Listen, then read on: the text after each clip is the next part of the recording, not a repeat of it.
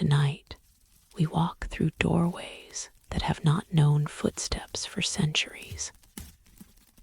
Somewhere in the folds of the earth, in jungles thick with silence, in deserts where the wind speaks in whispers, in mountains that touch the belly of the sky, there are temples.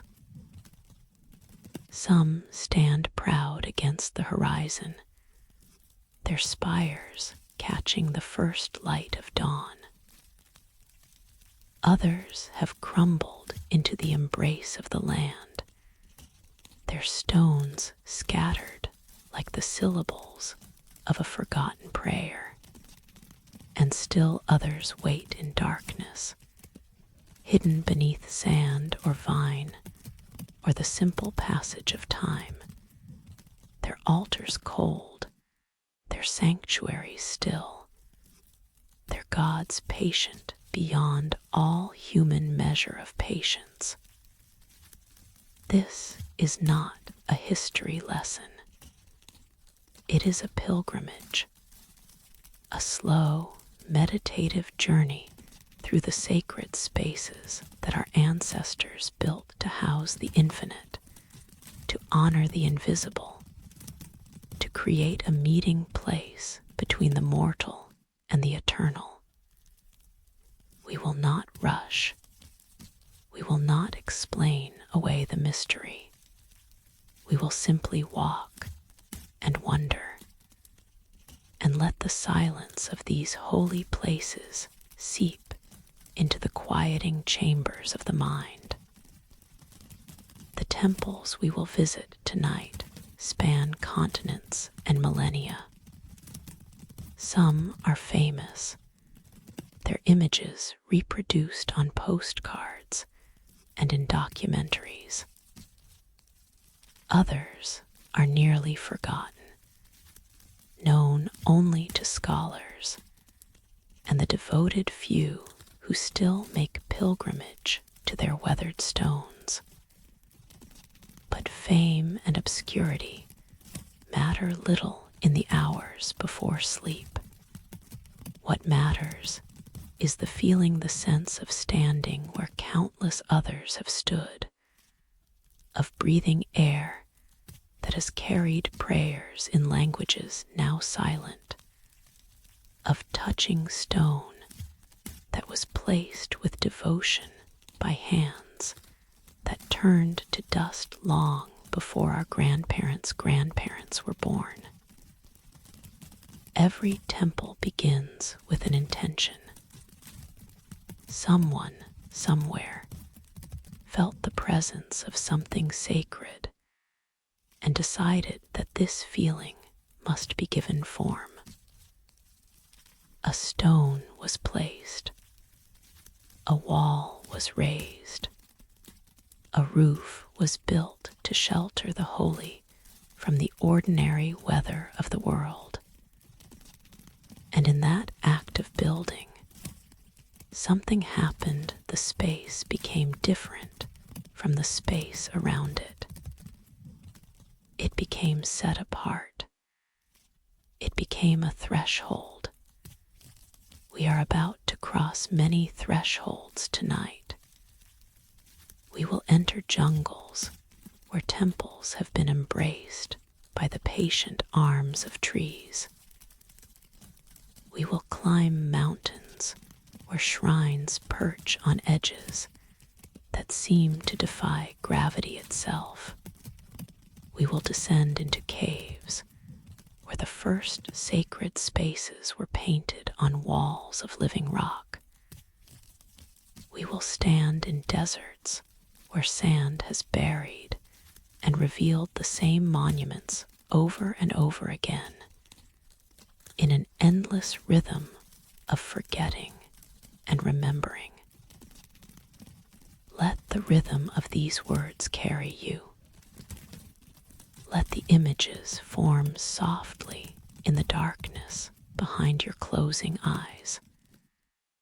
There is no test at the end of this journey, no facts to memorize, no dates to remember, There is only the slow unwinding of sacred stories, the gentle accumulation of wonder, the gradual release into the peace that waits at the heart of all holy places. The temples are waiting. They have been waiting for a very long time. They will wait a little longer while you settle into comfort, while your breath slows, while the concerns of the day loosen their grip on your thoughts. And now, let us begin. The first stone has been laid. The first prayer has been spoken. The doorway stands open, and beyond it, the silence of ages invites us in. We begin not with a temple, but with an intention, the ancient, universal impulse to build something sacred upon the earth. Long before architects drew plans on papyrus or parchment, long before priests codified the rituals that would fill sacred halls with chanting and incense, there was simply this: a human being standing in a clearing, feeling the weight of the sky, sensing that this particular place was different from the places around it. Something in the land called out. Something in the air felt charged with presence. And in response to that feeling, wordless perhaps, but undeniable, a stone was lifted and placed upon the ground. This is where all temple building begins. Not with theology, not with doctrine, but with the simple recognition that certain places on the earth feel sacred. The ancients had a word for this quality. The Romans called it genius loci, the spirit of a place. The Greeks spoke of temenos, the sacred precinct, the ground that belonged to the gods. In traditions around the world, from the Aboriginal songlines of Australia to the sacred mountains of Tibet, from the medicine wheels of North America to the holy groves of Celtic Europe, the same understanding appears. The earth is not uniform. Some places pulse with a power that invites reverence. How did our ancestors recognize these places? We cannot fully know. Perhaps they felt a tingling in the skin, a quickening of the heart, a sense of being watched by something vast and invisible. Perhaps the land itself gave signs of spring that never ran dry. A tree that grew in an unusual shape. A rock formation that seemed to point toward the heavens. Perhaps dreams led them there, or visions, or the accumulated wisdom of generations who had noticed that certain spots felt different, felt holy, felt like doorways between the visible world and the invisible one. What we do know is that once a place was recognized as sacred, it was rarely abandoned. The same sites have drawn worshippers for millennia, layer upon layer of devotion, accumulating like sediment.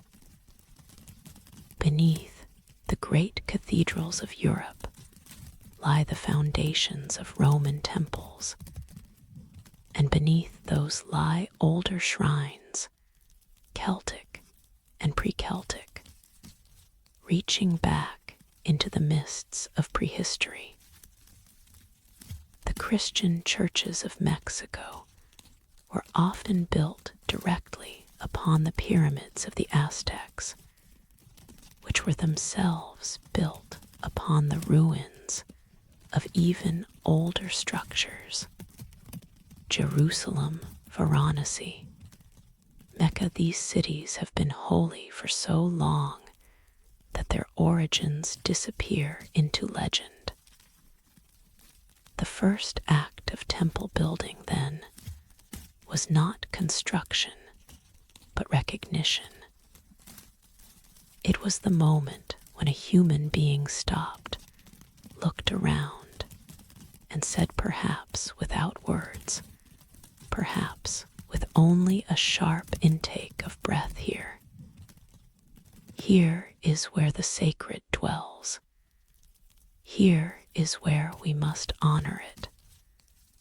And then came the stone. The placing of the first stone is an act of immense significance. Though it may seem simple, it is a declaration.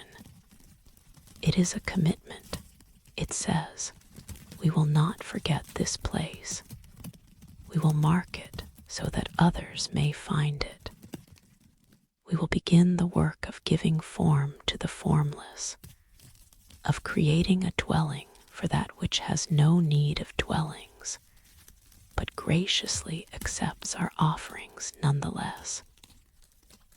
In many traditions, the laying of a foundation stone is accompanied by elaborate ritual.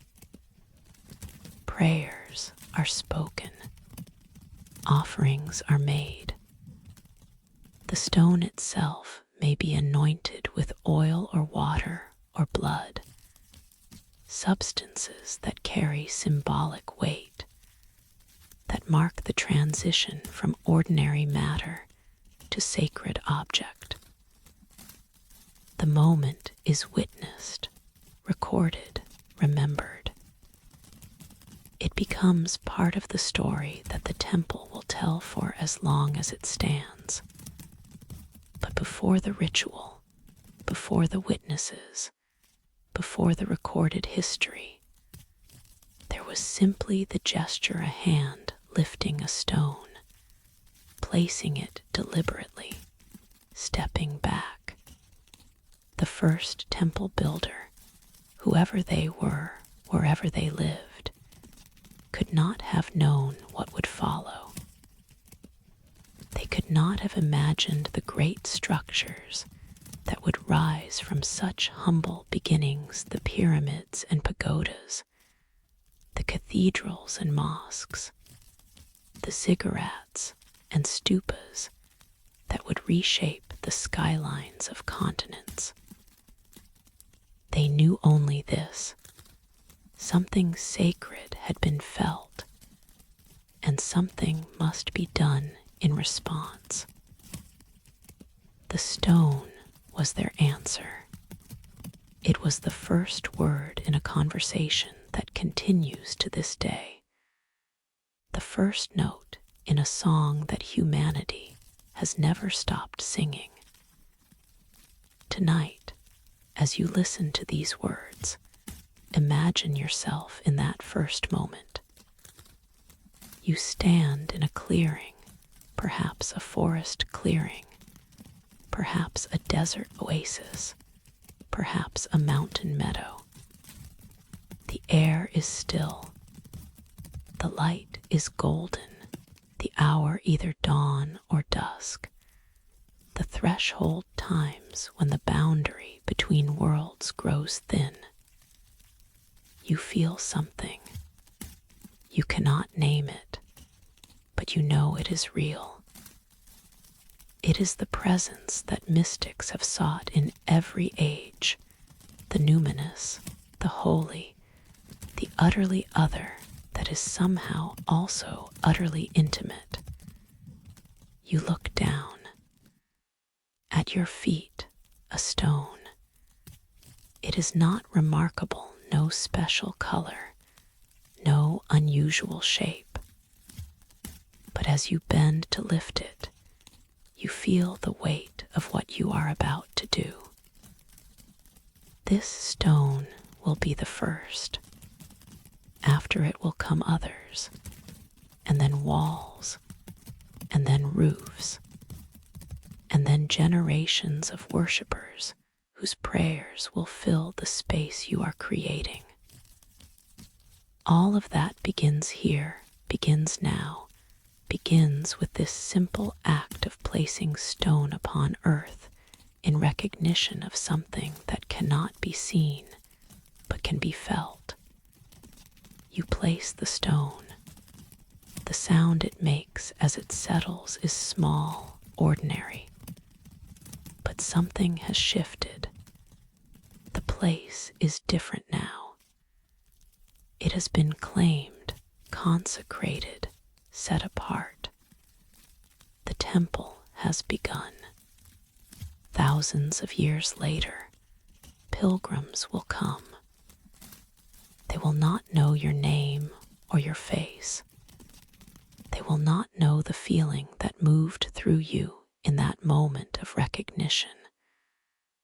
But they will feel something of what you felt, standing where you stood, breathing air that carries the memory of your breath. This is the gift of the temple builder, to create a space where the sacred can be encountered, generation after generation, long after the builder has returned to the earth from which they came.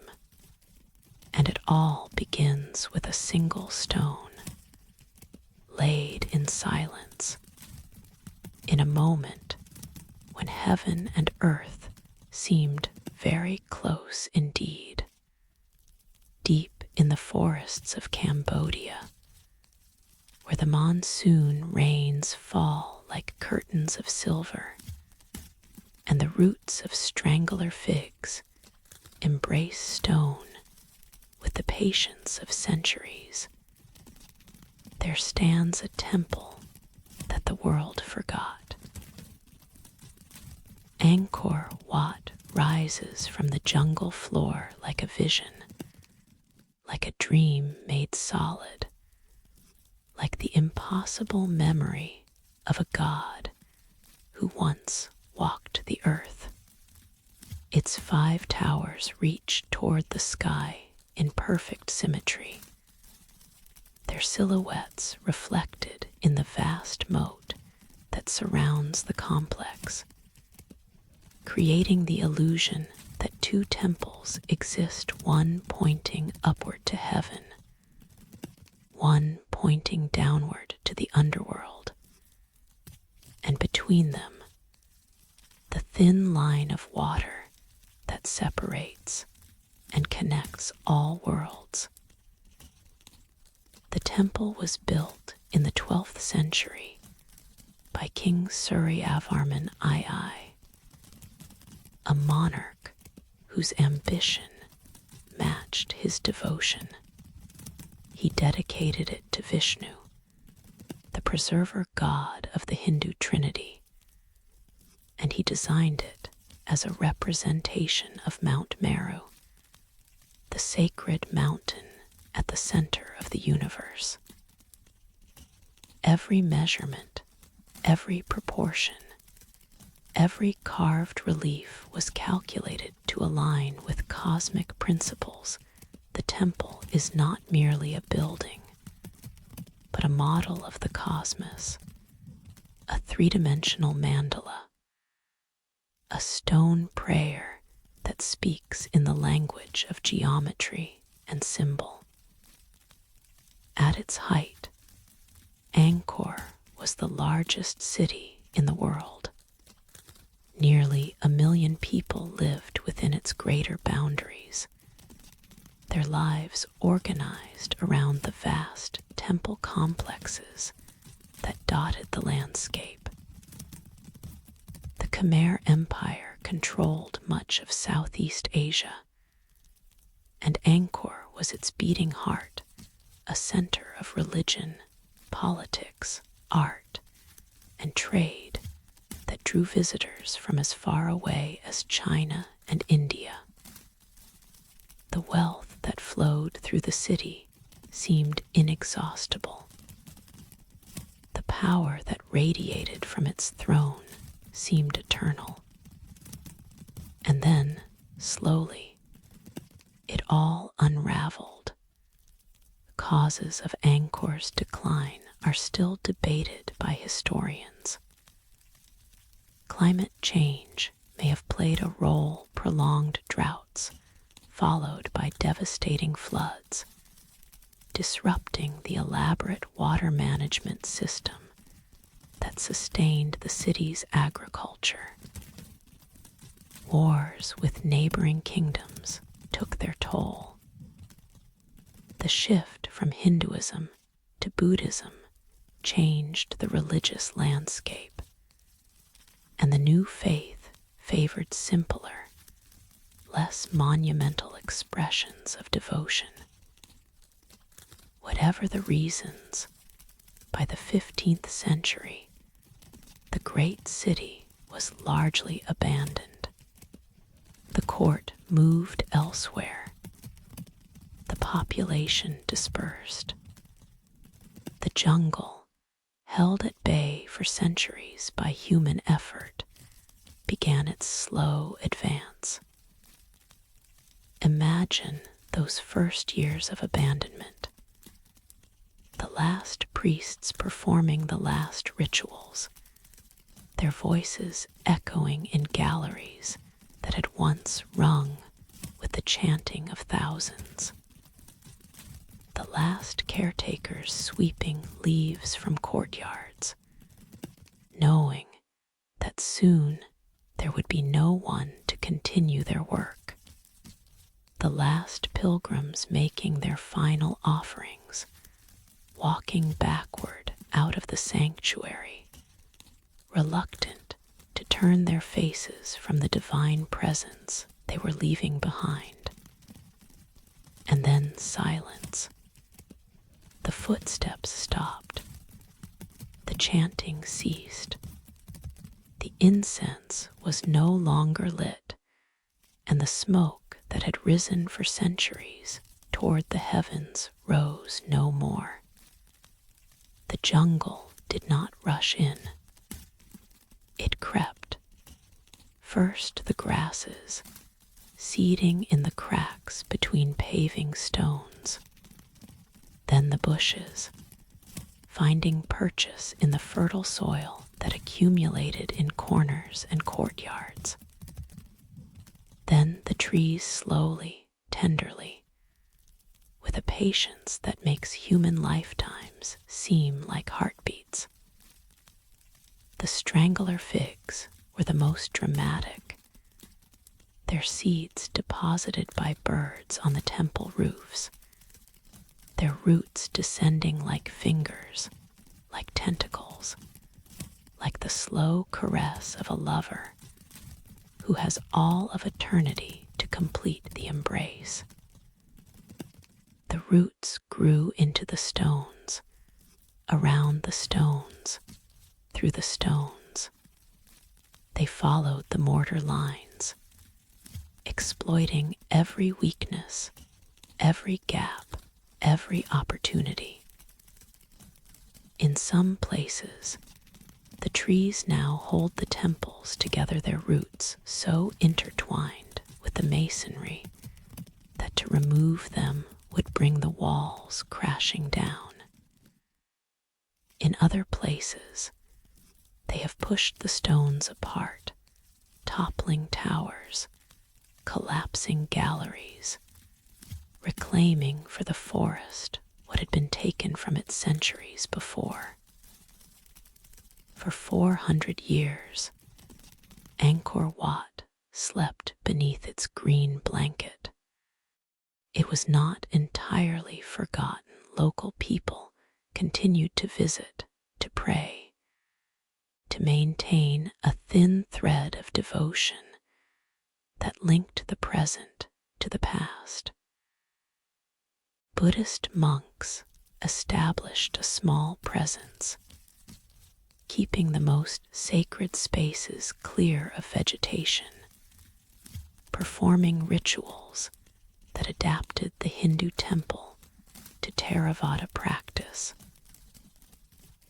But to the wider world, Angkor was unknown. A rumor, a legend whispered by travelers who claimed to have glimpsed towers rising above the forest canopy. Then, in the 19th century, French explorers penetrated the jungle and found what they were not expecting to find: a city of stone, vast beyond imagination, beautiful beyond description, silent as a tomb. The news they brought back astonished Europe. How could such a place have been forgotten? How could a civilization capable of building such monuments have vanished so completely from history? The questions remain unanswered in some fundamental way. We know the facts, now the dates, the kings, the political and religious shifts that led to Angkor's abandonment. But knowing the facts is not the same as understanding the feeling.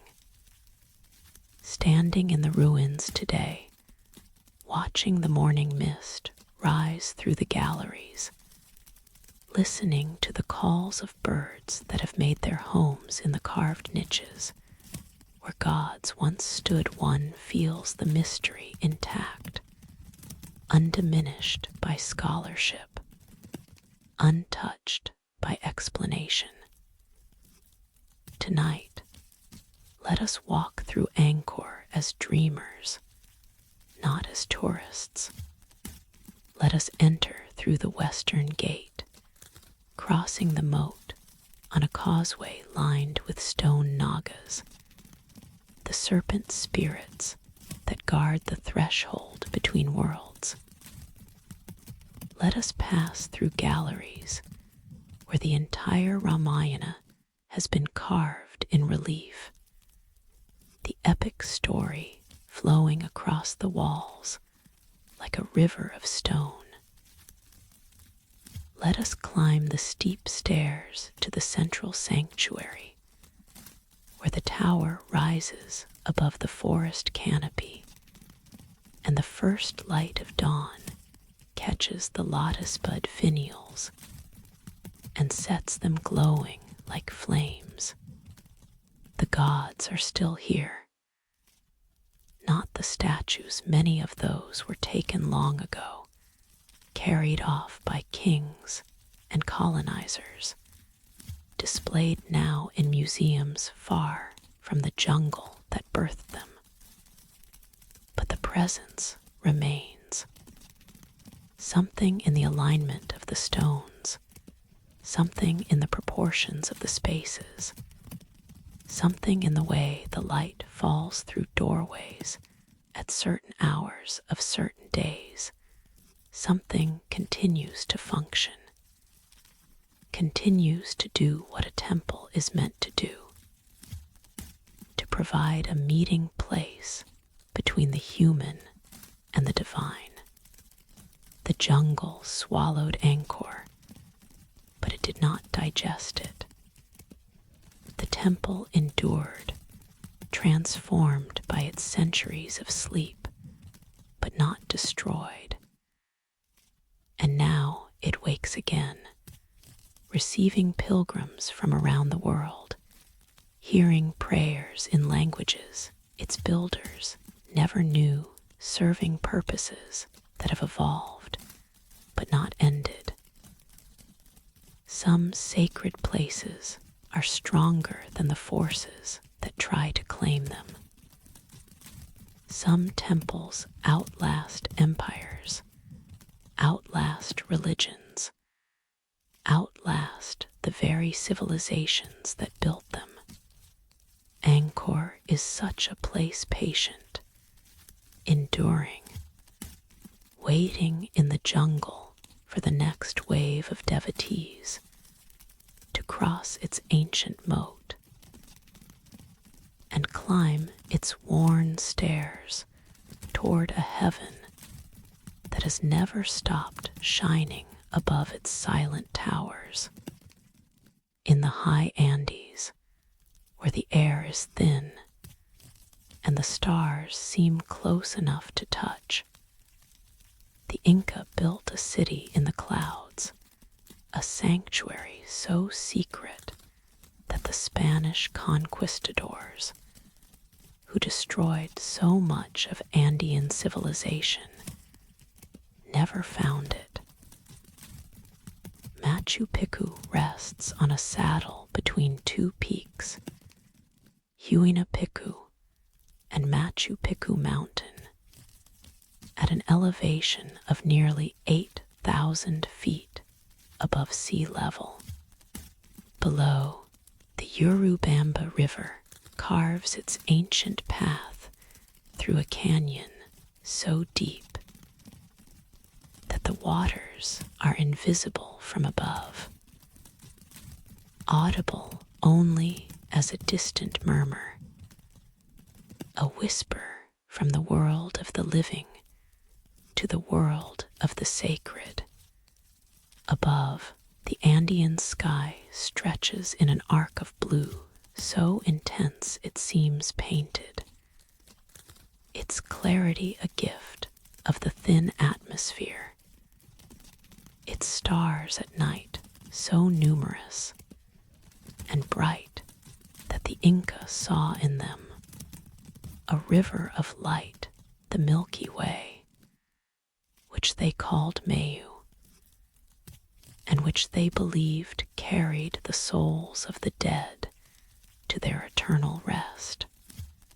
The city was built in the 15th century, during the height of the Inca Empire, likely under the direction of the Emperor Pachacuti, whose name means earthshaker, and whose reign transformed the Inca from a regional power into the largest empire in pre-Columbian America. Machu Picchu was not a capital or a fortress. It was something rarer, a place of retreat and ritual, a sanctuary where the elite could escape the pressures of administration and warfare and attend to the deeper business of communion with the divine. The Inca left no written records. Their civilization used quipus, knotted strings, for accounting and perhaps for narrative. But the knowledge of how to read them was lost with the conquest. What we know of Machu Picchu comes from archaeology and inference, from the patient reconstruction of context and meaning from stones that no longer speak. And yet the stones do speak in their own way.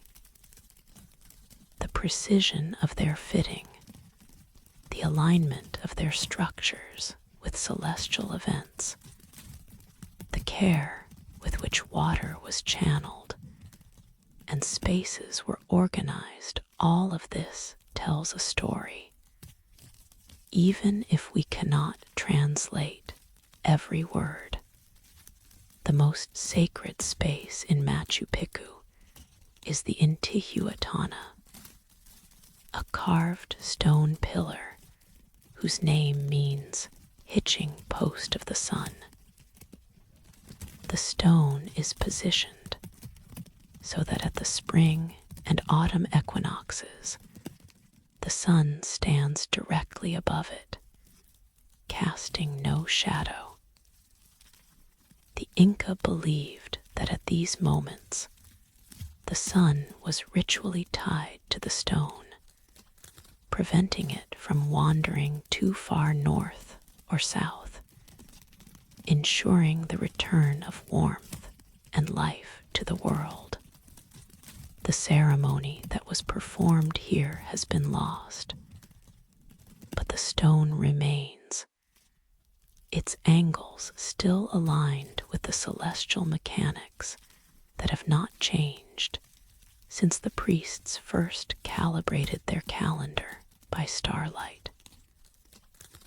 When the Spanish came, Machu Picchu was already abandoned, or perhaps it was never fully inhabited after the smallpox and other European diseases swept through the Andes, killing millions and disrupting every aspect of Inca society. The conquistadors never found it. The colonial authorities never recorded it. For 4 centuries, it remained hidden, known only to the farmers who lived in its shadow, who grazed their llamas on its terraces, who kept it secret perhaps by accident, perhaps by intention. In 1911, an American explorer named Hiram Bingham III was led to the site by local guides. He was searching for Vilcabamba, the lost city where the last Inca resistance held out against Spanish rule. What he found instead was Machu Picchu, and though he may not have understood what he had discovered, he understood that it was extraordinary. It seemed like an unbelievable dream, he wrote. What could this place be? The question has never been fully answered. Theories abound. Machu Picchu has been called a royal estate, a religious center, an astronomical observatory, a retreat for chosen women, a citadel of the Inca elite. Each theory explains some of the evidence. None explains all of it. The city keeps its secrets, as it kept them during the centuries of its hiding, as it will keep them long after our theories have been forgotten, and new theories have taken their place. Tonight, let us approach Machu Picchu as the Inca priests approached it slowly, reverently, with the understanding that we are entering a place not entirely meant for us, a sanctuary whose full meaning was known only to those who built it and worshipped within its walls. The path ascends through cloud forest, where orchids bloom in the crooks of trees, and the air is thick with moisture, and the calls of unseen birds. The trail is ancient, its stones worn smooth by centuries of feet pilgrims and priests, emperors and servants, all climbing toward the sacred city above. The altitude makes the breath come short, the heart beat faster. Each step is an effort, and perhaps that is the point, the difficulty of the approach, preparing the body and mind for the revelation that awaits. And then, suddenly, the path opens, the clouds part, and there it is. The city spreads across the ridge like a sculpture, its terraces stepping down the mountainside like a giant staircase, its buildings clustered around plazas and fountains, its walls following the contours of the land as if they grew from the rock rather than being placed upon it. The peaks rise behind it, Picchu standing like a sentinel, its silhouette recognizable from 1,000 photographs, but more powerful in person, more present, more alive. The silence is the first thing you notice. There is wind, there are birds, there is the distant murmur of the river far below, but these sounds only deepen the silence, only make more palpable the absence of the voices that once filled this place. The priests chanting at dawn, the craftsmen shaping stone with stone, the women weaving cloth in courtyards now open to the sky. All of them gone, their lives as invisible as their words, their presence felt only in the perfection of what they left behind. Walk through the empty doorways. Touch the stones that were fitted so precisely that no mortar was needed, that have held together through 5 centuries of earthquakes and storms. Stand at the Intihuatana and feel the sun on your face, the same sun that the Inca worshipped, the same sun that was ritually hitched to this stone at the turning of the seasons. The ceremony is forgotten, but the sun remembers. The stone remembers. And something in you, perhaps, remembers too. Machu Picchu does not explain itself. It does not yield its secrets to cameras or guidebooks. It simply is perfect, mysterious, suspended between earth and sky, between past and present, between the known and the forever unknowable. Some temples teach through words and images.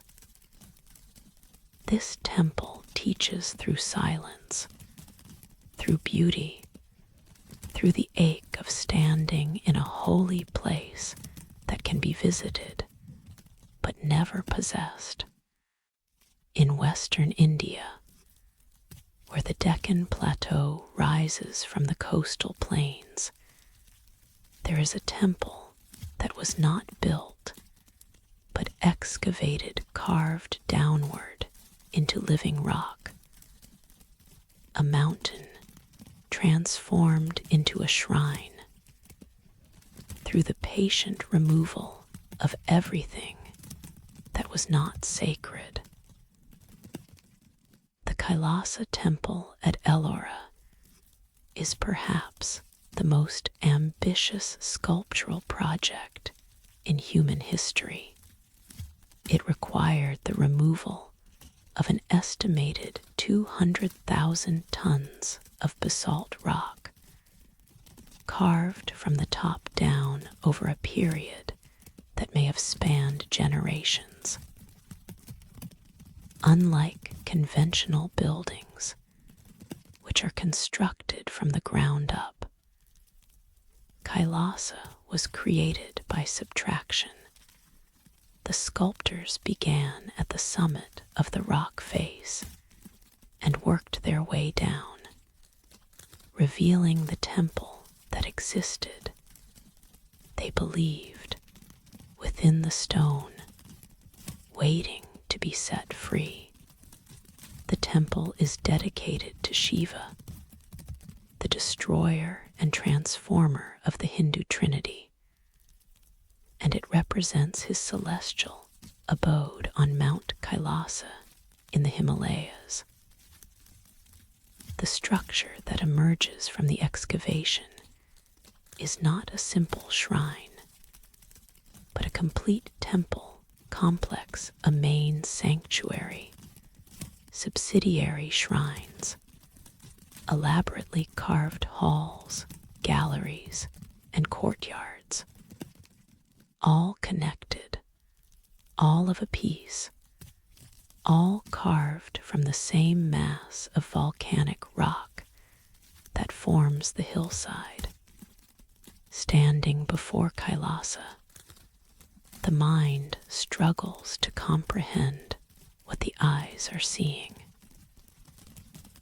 The scale is vast. The main temple rises over 90 feet from the floor of the courtyard that surrounds it.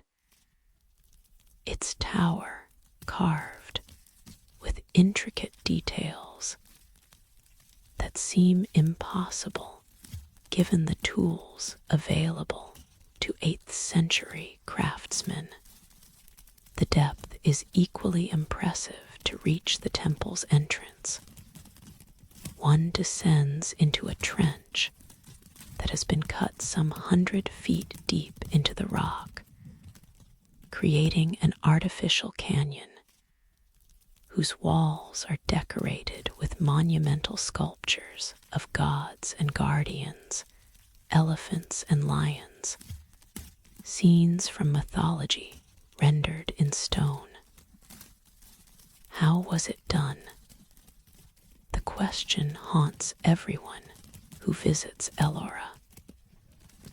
The rock is hard basalt, resistant to carving, unforgiving of errors.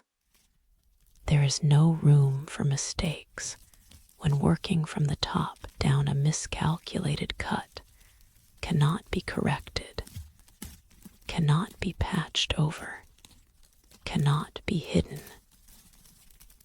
Every stroke of every chisel had to be precise, had to be planned, had to be part of a vision so complete that it could guide the work of countless hands over countless years without losing coherence. The chisel marks are still visible on the stone, preserved through 12 centuries of monsoons and dry seasons. Running your fingers along the walls, you can feel the grooves where tools bit into rock, where devotion became physical labor, where prayer took the form of sculpture. Each mark represents a moment of effort, a single gesture in a symphony of gestures that accumulated over time into this overwhelming whole. The temple was commissioned by a Rashtrakuta king, probably Krishna I, who ruled in the 8th century. According to legend, the king was gravely ill, and his queen vowed to build a temple to Shiva if her husband recovered. When he did, she asked how quickly the temple could be completed, and the architect replied that it could be done rapidly if they carved from the top down. The queen agreed, and the work began. Legend, of course, simplifies.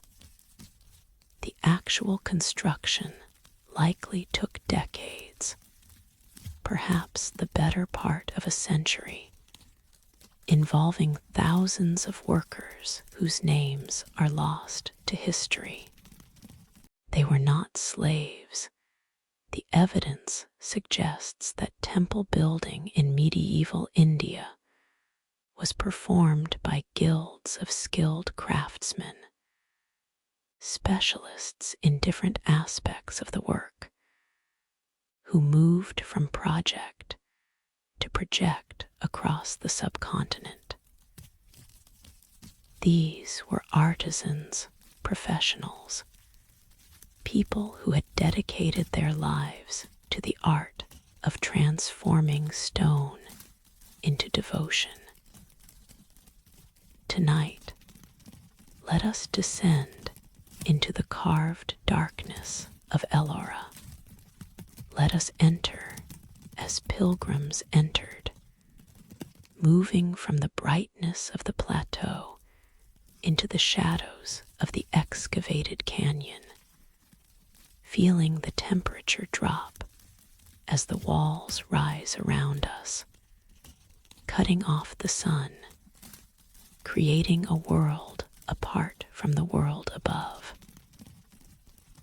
The first thing you notice is the elephants. Life-sized stone elephants line the base of the temple, appearing to support it on their backs. They are carved with remarkable naturalism, their skin wrinkled, their trunks curled, their eyes wise with the patience that elephants are believed to possess. In Hindu mythology, elephants are associated with rain, with fertility, with the stability that allows the universe to continue. Here, they perform their eternal duty, holding up the abode of the gods. Above the elephants, the walls explode with imagery. Gods and demons, sages and celestial beings, scenes from the great epics carved in relief, their figures seeming to move, to dance, to breathe despite their stone stillness. Here is Shiva in his aspect as Nataraja, the lord of the dance, whose cosmic performance creates and destroys worlds. Here is Vishnu reclining on the serpent of infinity, dreaming the universe into existence. Here are the demons Ravana and his army, attempting to shake Mount Kailasa, thwarted by the god who sits unmoved at the peak. You climb the steps to the main shrine, passing through a porch supported by massive carved pillars. The darkness deepens. The sounds of the outside world fade. You are entering the Garbhagriha, the womb house, the innermost chamber where the sacred image resides. In the center of the chamber, barely visible in the dim light that filters through the doorway, stands the lingam, the aniconic representation of Shiva. A smooth stone cylinder rising from a circular base. There are no faces here, no carved features, no human form. The lingam is pure symbol, pure presence, the irreducible essence of the divine stripped of all ornament and elaboration. The contrast is striking. Outside, the temple is covered with images, thousands of figures, intricate patterns, elaborate decorations that seem to fill every available surface. Inside, in the holiest space, there is only simplicity, only the stone, only the presence that needs no face, no form, no representation to make itself known. This is the teaching of the temple. The outer complexity leads inward toward inner simplicity.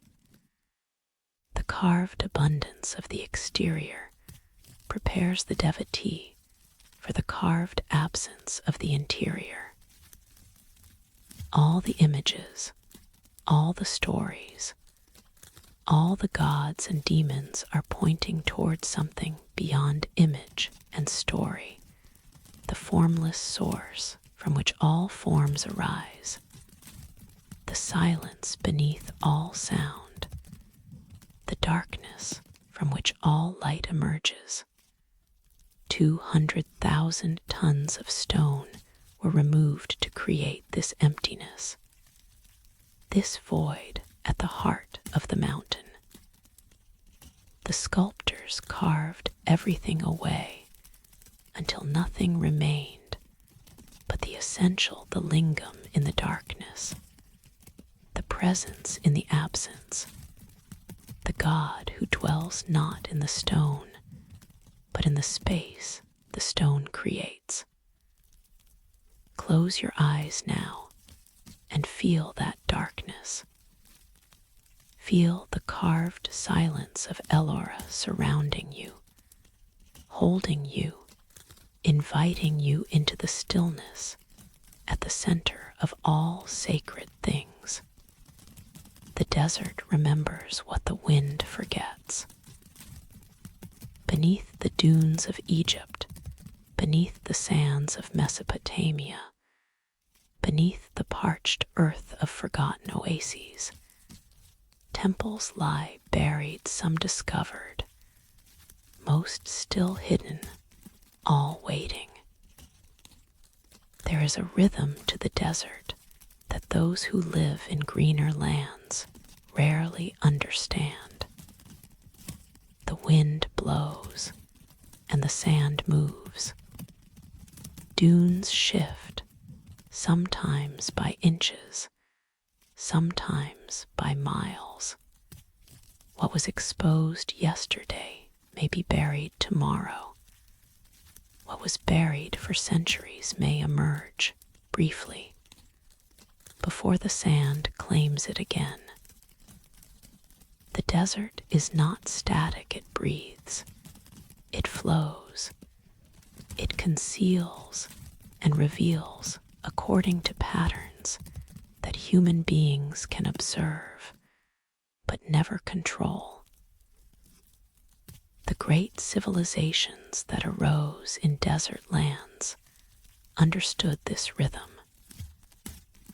They built their temples not merely to withstand time, but to withstand the more immediate threat of burial.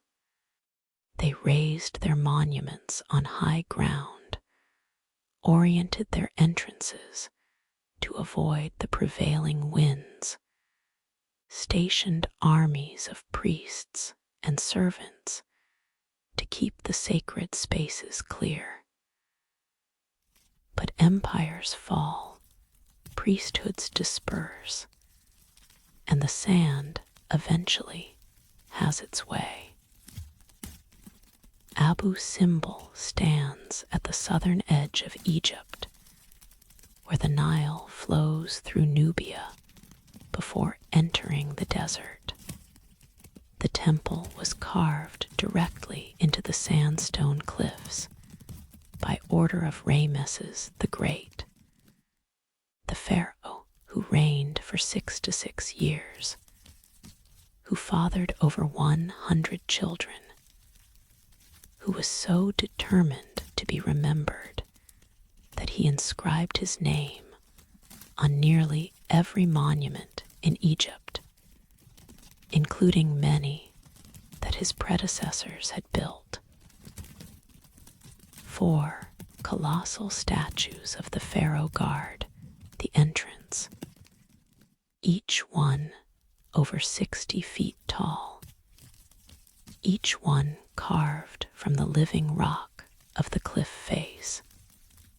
They have sat here for over 3,000 years, their expression serene, their gaze fixed on the eastern horizon, where the sun rises each morning to illuminate the inner sanctuary.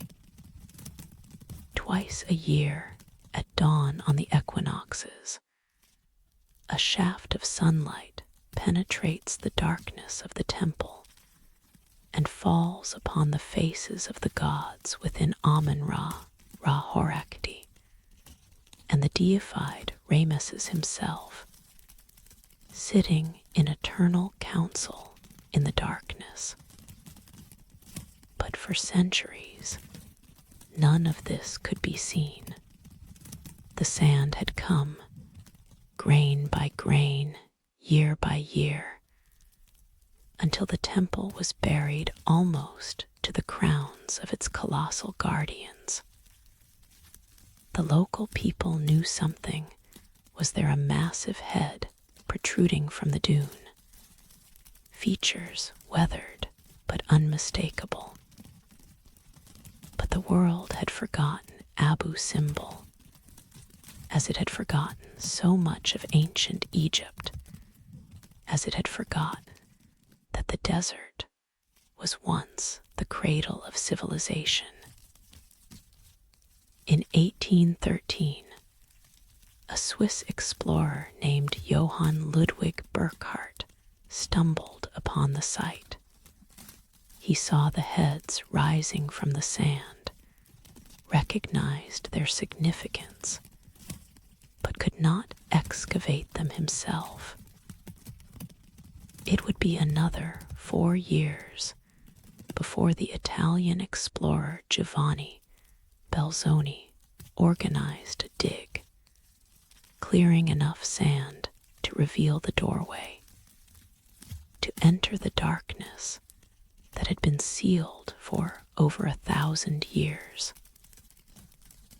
What they found inside astonished them. The colors were still vivid on the walls, protected by the sand from the sun that would have faded them. The carvings were as sharp as the day they were made, depicting Rameses in battle, Rameses receiving tribute, Rameses worshipping the gods who were, in truth, aspects of himself. The inner sanctuary, with its 4 seated figures, had not been disturbed since the last priest extinguished the last lamp and walked away, leaving the gods to their eternal darkness. The story of Abu Simbel is the story of all desert temples' burial and resurrection, forgetting and remembering, the endless dance between human ambition and natural indifference. Rameses built to be remembered, and for a time he was. Then he was forgotten. Then he was remembered again. The cycle continues and will continue as long as the wind blows and the sand shifts and human beings retain their hunger to find what has been lost. Further east, in the deserts of Syria, another temple once stood at the crossroads of empires. Palmyra was an oasis city, a stopping point on the caravan routes that connected Rome to Persia, east to west, silk and spices to silver and gold.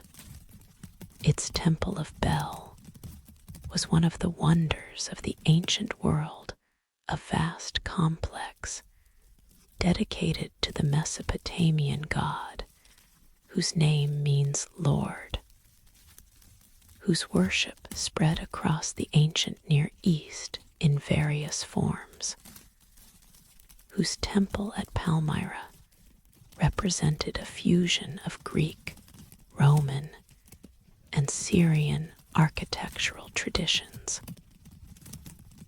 The temple survived the fall of Rome, the rise of Islam, the Crusades, the Mongol invasions. It stood for nearly 2,000 years, weathering the desert winds, sheltering Bedouin tribes who made their camps in its courtyards, attracting travelers who marveled at its scale and grandeur.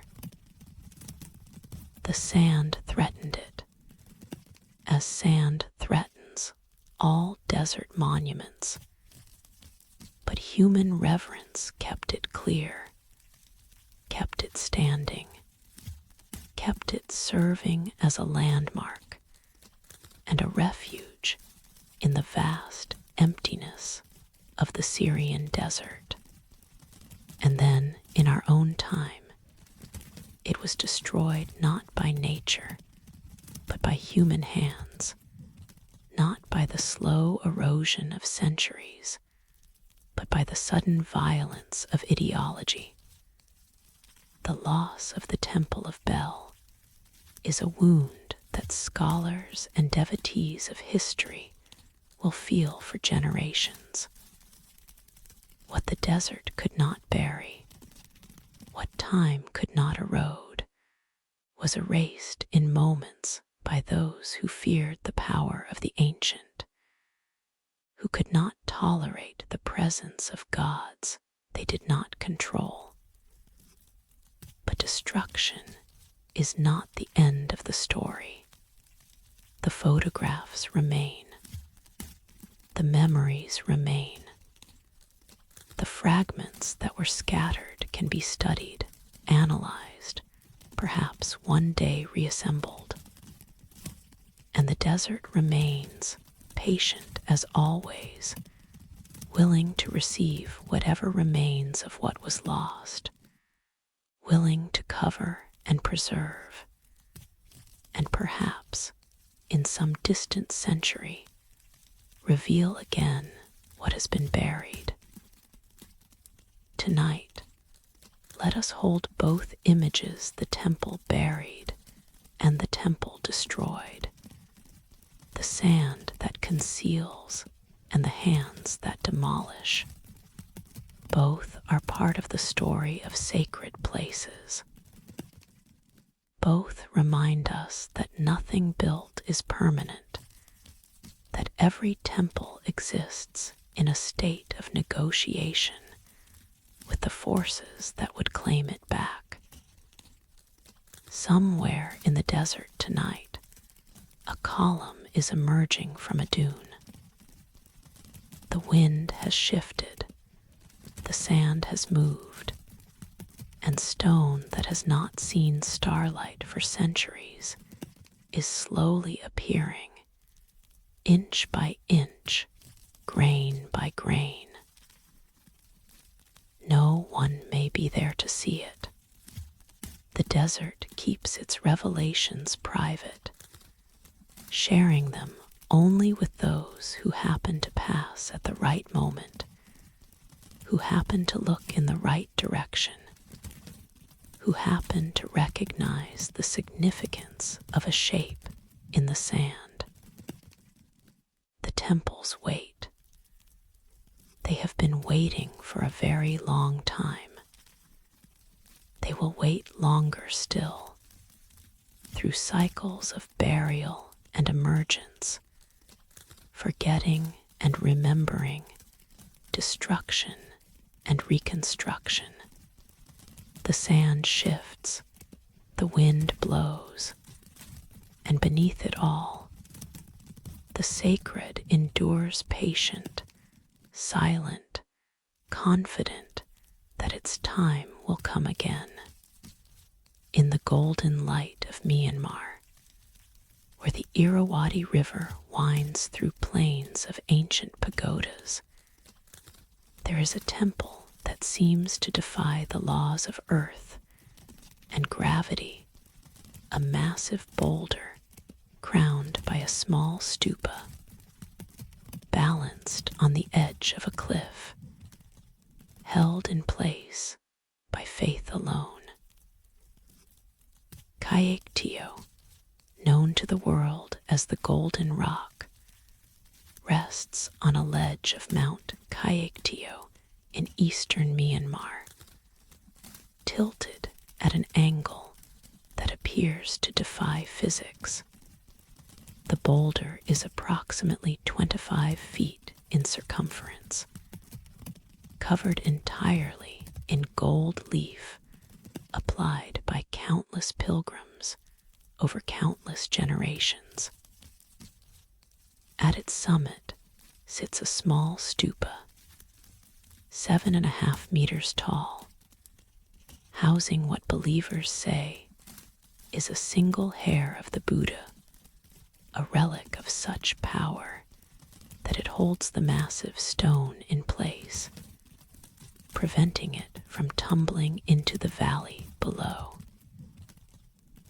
The legend tells that the hair was given to a hermit by the Buddha himself during one of his visits to Myanmar.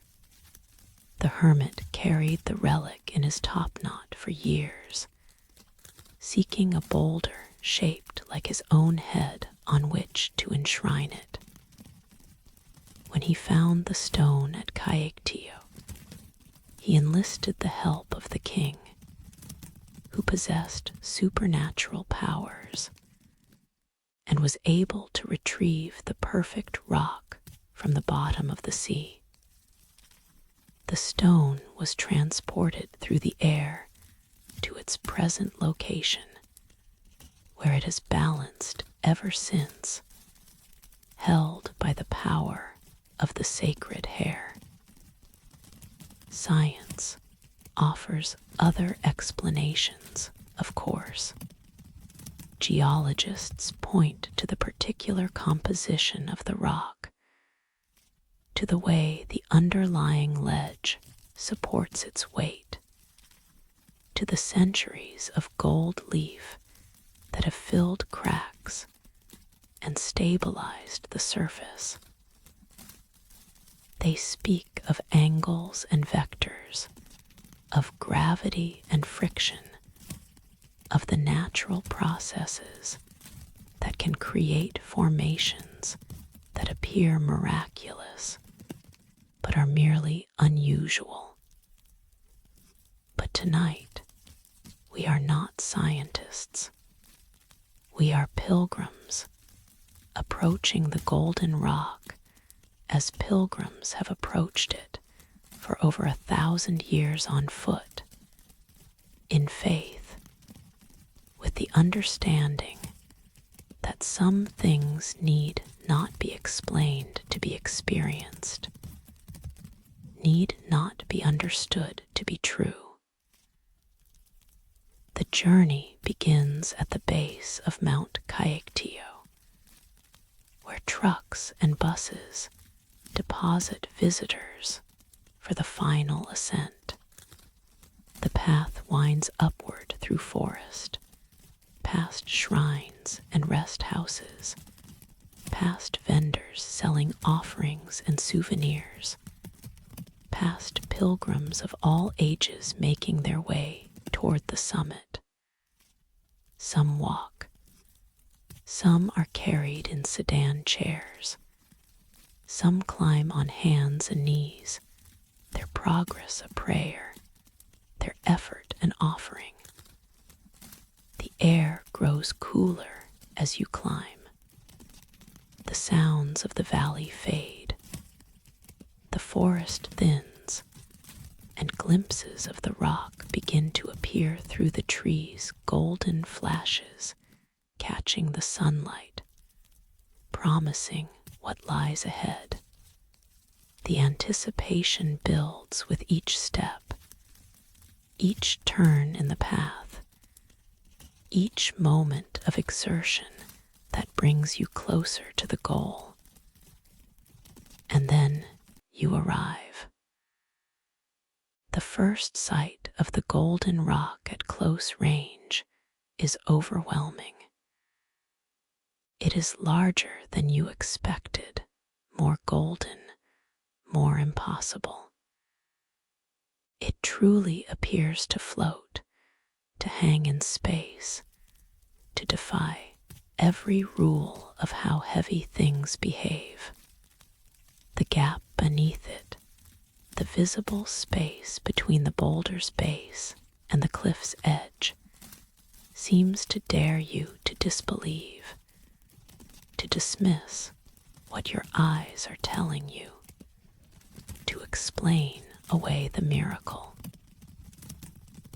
Pilgrims crowd around the rock, pressing their foreheads to its golden surface, attaching squares of gold leaf to its sides, murmuring prayers in a language you may not understand, but whose meaning is universal.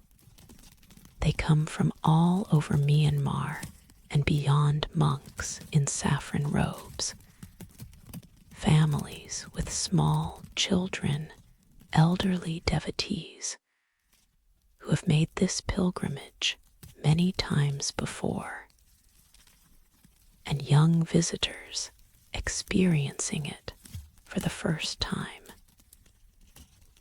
There is a restriction at Kyaiktiyo that is observed nowhere else in Buddhist pilgrimage. Women are not permitted to touch the rock itself. They must remain at a distance, separated from the boulder by a barrier, applying their gold leaf through male intermediaries, or simply offering their devotion from afar. The rule is controversial, discussed, and debated, but it is also traditional, woven into the fabric of the site's sacred history.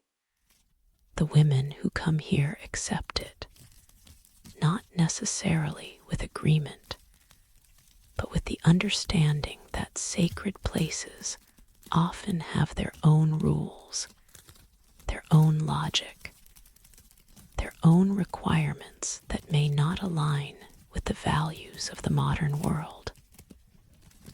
As the sun sets, the rock catches fire. The gold leaf, which has been absorbing light all day, begins to glow from within, transforming the boulder into a beacon, a flame, a solid piece of captured sunlight balanced on the edge of darkness. The small stupa at its summit is silhouetted against the evening sky, pointing upward toward the first appearing stars. This is the hour when the magic is strongest. In the gathering dusk, the boulder seems to hover more obviously, its connection to the earth more tenuous, its defiance of gravity more pronounced. The pilgrims fall quiet, their prayers becoming whispers, their attention drawn upward to the impossible stone and its impossible balance. The single hair of the Buddha, if it exists, if it is really there, sealed within the stupa's reliquary, has been holding this stone in place for over a millennium. A single hair, a strand of keratin, no different in composition from any human hair, yet transformed by its origin, by its association with enlightenment, by the faith of millions who believe in its power. This is the mystery of relics, the mystery of sacred objects. A hair is just a hair until it is the Buddha's hair. A rock is just a rock until faith transforms it into a miracle. The transformation is not physical. The hair does not change. The rock does not change. What changes is the relationship between the object and those who perceive it. What changes is meaning. And meaning, in the end, may be the most powerful force in the universe. It is meaning that holds communities together, meaning that inspires sacrifice and devotion, meaning that makes human beings climb mountains and cross oceans and kneel before stones in the hope of touching something greater than themselves. Tonight, let the golden rock float in your imagination. Let its impossible balance teach you something about the impossible balances we all maintain between doubt and faith, between reason and wonder, between the weight of the world and the lightness of spirit that allows us to carry it. Some things are held up by physics. Some things are held up by prayer. And perhaps, in the end, the two are not so different as we think. Beneath the visible structures of ancient temples, there are often hidden spaces, crypts, and passages, chambers sealed for centuries, labyrinths whose purposes have been forgotten, but whose presence continues to shape the sacred architecture above. The impulse to build downward is as ancient as the impulse to build upward. Just as towers reach toward heaven, tunnels reach toward the underworld, that realm of the dead, of the ancestors, of the chthonic powers that dwell beneath the surface of the earth.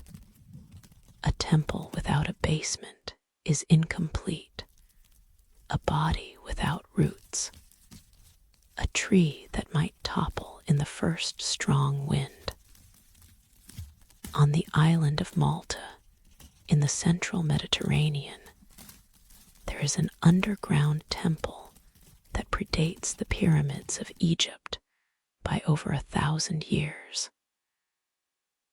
The hypogeum of Hal Saflieni was carved from limestone over many centuries, beginning around 4,000 BCE, and it served as both temple and necropolis, a place where the living came to worship and the dead came to rest. The structure descends through 3 levels, each one deeper, darker, more mysterious than the one above. The upper level, closest to the surface, contains burial chambers that may have been natural caves, expanded and elaborated by human hands. The middle level is more architectural, more deliberately designed, its chambers carved to resemble the above-ground temples that the same culture built on Malta's surface. The lowest level reaches over 30 feet below the surface, a realm of darkness where no natural light has penetrated for 6,000 years. What happened in these underground chambers? We can only guess. The remains of over 7,000 individuals have been found in the hypogeum, their bones mingled together in collective burials, their identities merged in death as they may have been distinct in life. But the space was not merely a cemetery. It was decorated, painted with spirals and ochre patterns, carved with reliefs that suggest ritual significance, designed to create acoustic effects that may have enhanced chanting or drumming or other forms of sacred sound. One chamber, known as the oracle room, has a peculiar property.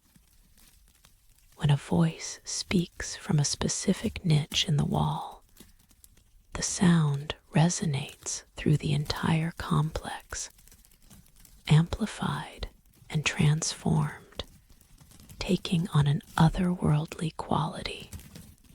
A voice that is human becomes something more than human, something that seems to come from everywhere and nowhere, from the stones themselves, from the dead who sleep in the surrounding chambers. Far away in central Mexico, another underground labyrinth extends beneath one of the greatest monuments of the ancient Americas.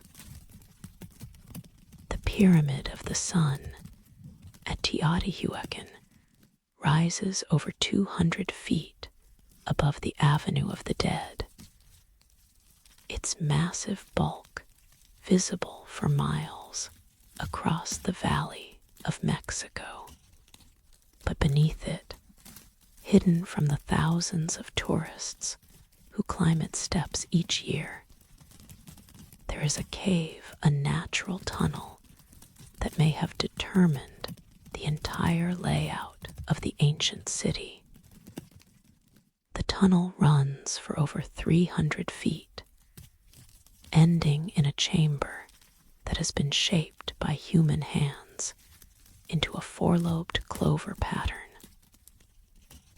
When archaeologists first explored this space in the 1970s, they found offerings shells from distant oceans, mirrors made of polished pyrite, objects of jade and obsidian.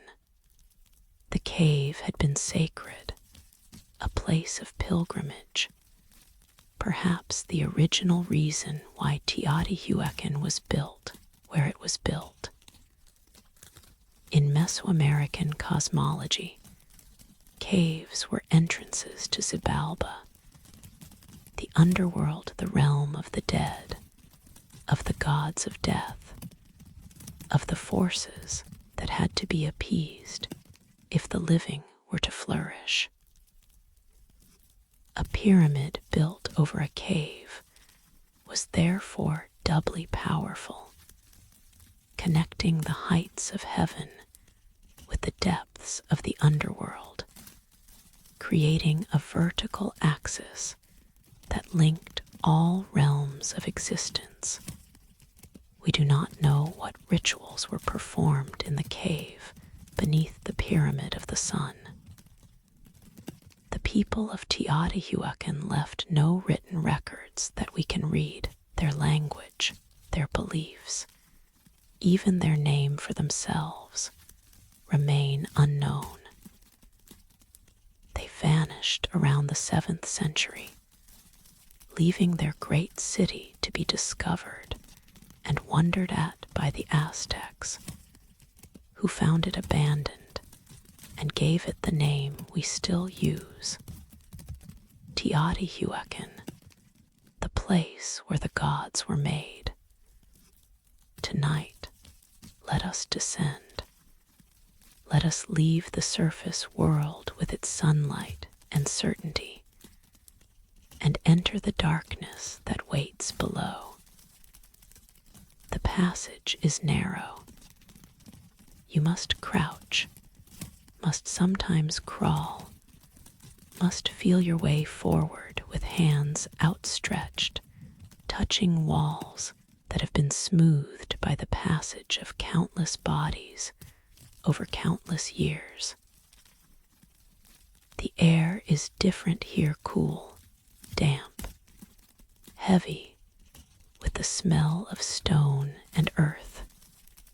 The sounds of the surface fade until there is only your own breathing, your own heartbeat, the soft scrape of your movement against the tunnel walls. You are entering a realm that belongs to the dead. This is not a metaphor. The bones of ancestors are here, have been here for millennia, their flesh long dissolved, their spirits, if spirits there are, merged with the darkness that surrounds them. You are walking among the departed, sharing their space, breathing their air, touching the same stones they touched when they came here to pray or to die, or to perform rituals whose meaning has been lost. The darkness is absolute. No light penetrates here. No star has ever shone in this space. The only light is what you have brought with you: a torch, a lamp, a flame that flickers against the pressing dark. The shadows move as you move, giving the illusion of company, the suggestion of presences just beyond the reach of your illumination. In the deepest chamber, you stop. The space opens around you, the ceiling rising, the walls receding. You are in the heart of the labyrinth, the innermost sanctum, the place where the mysteries were performed. What were those mysteries? What did the priests teach to the initiates who descended here? What transformation occurred in the darkness? What knowledge was transmitted? What power was received? The answers are lost. The priests are dead. Their teachings died with them.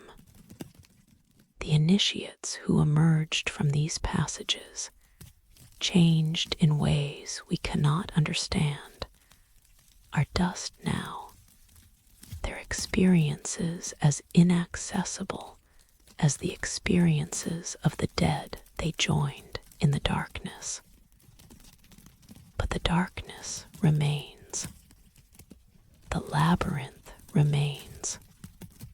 The space that was created for mystery still exists, still holds its potential, still waits for someone to enter with the right questions, the right openness, the right willingness to meet the unknown on its own terms. We cannot know what the ancients knew, but we can feel what they felt: the cool air, the pressing dark, the sense of descending below the world we know into a world we can only sense. Tonight, in the labyrinth of sleep, you make a similar descent. You leave the light of waking. You enter the darkness of dream. You trust that the passages will lead somewhere, that the darkness is not empty, that something waits to be found in the depths. Before the pyramids rose in Egypt, before the first cities of Mesopotamia were founded, before writing preserved the names of kings or the words of prayers, there was Göbekli Tepe, a temple complex so ancient that it challenges everything we thought we knew about the origins of civilization. The site sits on a hilltop in southeastern Turkey, overlooking the plains of Haran, where tradition says Abraham was born, where the ancient trade routes crossed, East and West have met and mingled since before there was an East and West to distinguish. For thousands of years, the hill was known to local farmers as Potbelly Hill, a rounded mound covered with scattered stones, too rocky for cultivation, useful only for grazing sheep. In 1963, a survey by the University of Istanbul noted that the stones on the hilltop were not natural. They had been worked, shaped, placed deliberately. But the significance of this observation was not understood until decades later, when a German archaeologist named Klaus Schmidt began systematic excavation and revealed what lay beneath the surface. What Schmidt found defied conventional understanding of human history. Göbekli Tepe is a complex of massive stone circles, each one containing T-shaped pillars carved from limestone, some of them over 15 feet tall and weighing many tons. The pillars are decorated with reliefs of animals, lions, bulls, boars, foxes, snakes, scorpions, vultures rendered with remarkable skill and expressiveness. Some pillars bear anthropomorphic features, arms carved on their sides, suggesting that they represent human figures, perhaps ancestors, perhaps deities, perhaps forces that the builders sought to invoke or appease. The carvings are remarkable, but what is truly astonishing is the date. Radiocarbon testing places the construction of Göbekli Tepe between 9,500 and 8,000 BCE, over 11,000 years ago. This is nearly 7,000 years before the Great Pyramid of Giza, 5,000 years before Stonehenge, 3,000 years before the earliest known cities. At the time Göbekli Tepe was built, according to conventional archaeology, humans were hunter-gatherers, living in small nomadic bands, without the social organization or the surplus resources necessary to undertake monumental construction. And yet, here it is, massive, deliberate, undeniably the product of coordinated effort on a scale that should have been impossible for the era. Someone, many someones, over many generations quarried these stones, carved these reliefs, transported these pillars to this hilltop, and arranged them in circles whose purpose we can only guess. How did they do it? We do not know. The tools of the era were stone, bone, and wood, no metal, no wheels, no draft animals.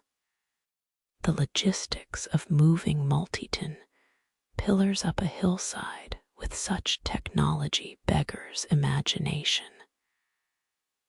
And yet the evidence is there, carved in stone, refusing to be explained away. Why did they do it? this question is even more difficult. There is no settlement at Göbekli Tepe, no houses, no workshops, no granaries or storage facilities. The site was not a village, it was something else. The current theory, proposed by Schmidt before his death, is that Göbekli Tepe was a religious center, a place of pilgrimage, where hunter-gatherer bands from across the region gathered at certain times of the year to perform rituals, to feast, to renew social bonds, and to worship at a sanctuary that belonged to no single group, but to all. If this is true, it reverses our understanding of causation in human development. We have long believed that agriculture came first, that settled farming communities created surplus food, which allowed specialization of labor, which enabled some people to become priests and builders rather than farmers and hunters. But Göbekli Tepe suggests the opposite, that religion came first, that the desire to build temples created the need for settled communities, that we did not build temples because we had agriculture, but developed agriculture because we wanted to build temples. This is a profound reframing of human nature. It suggests that the impulse to worship, to create sacred space, to honor forces beyond ourselves, is not a luxury that civilization affords, but a driving force that made civilization possible. We are, it seems, worshiping animals before we are farming animals. We are temple builders before we are city builders. The sacred precedes the secular. Tonight, let us visit Göbekli Tepe in the hour before dawn, when the site is empty and the stars are still visible in the lightening sky. The pillars rise from the earth like figures frozen in an ancient dance. Their surfaces catch the first light, the carved animals seeming to move, to breathe, to watch you with eyes that have been watching for 11,000 years. The foxes are still sly. The lions are still fierce. The vultures still circle on wings of stone, patient as death itself. You walk among them, touching the cool limestone, tracing the reliefs with your fingers. Who carved this snake? Whose hand held the chisel that shaped this boar? What did they believe about the world, about themselves, about the forces they were invoking with these images? The answers are lost, irretrievably lost, buried not in the earth, but in the unbridgeable gap between their minds and ours. And yet, something connects us. They were human as we are human. They looked up at the same stars. We see different constellations, perhaps. The sky having shifted over millennia, but the same burning points of light, the same vast darkness, the same sense of insignificance before the infinite that drives human beings to create, to worship, to build monuments that will outlast their brief lives.